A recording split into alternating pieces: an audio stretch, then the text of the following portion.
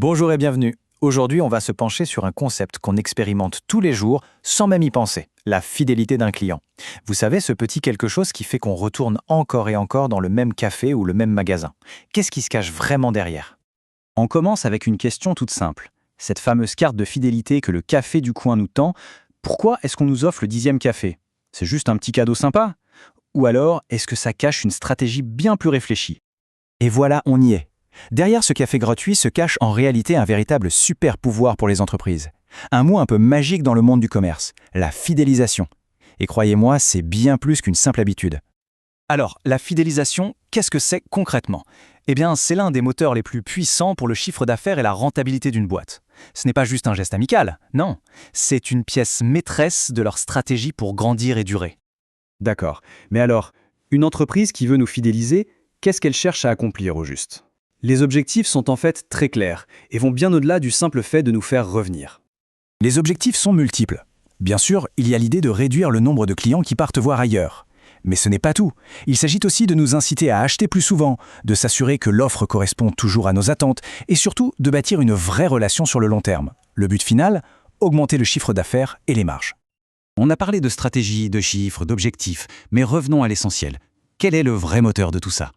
Au fond, qu'est-ce qui fait qu'on a envie de rester fidèle à une marque?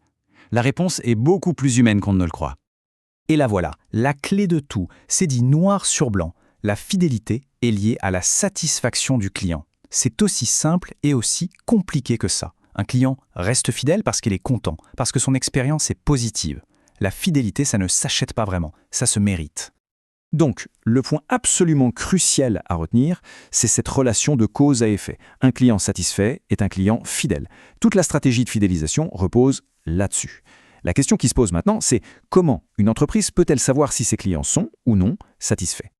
Pour le savoir, les entreprises ne naviguent pas à l'aveugle. Elles ont une véritable boîte à outils à leur disposition. Des instruments très précis pour prendre la température et mesurer le niveau de satisfaction de leurs clients. Parce que oui, ça paraît logique, mais c'est la première étape indispensable. Pour construire la satisfaction, il faut d'abord écouter.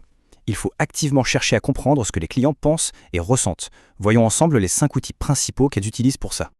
Le premier outil, ça peut surprendre, ce sont les réclamations. On pourrait penser que c'est négatif, mais en réalité, c'est une mine d'or.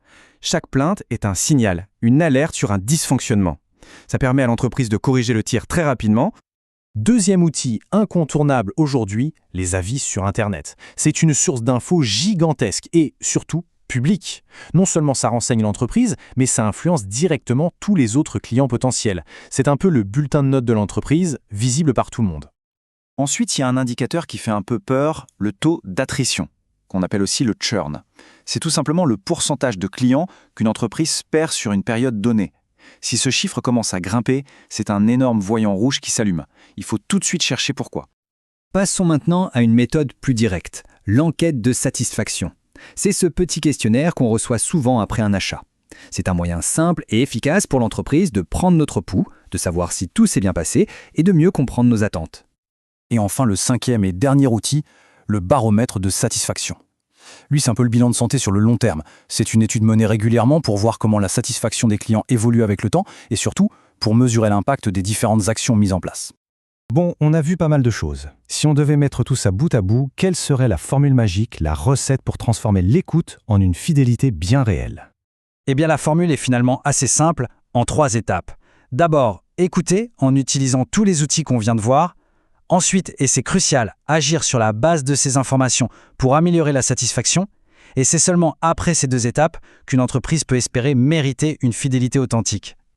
La grande idée à retenir, c'est donc celle-ci. La vraie fidélité, la plus solide, ce n'est pas une histoire de réduction ou de points cadeaux. Elle se construit sur des fondations bien plus solides.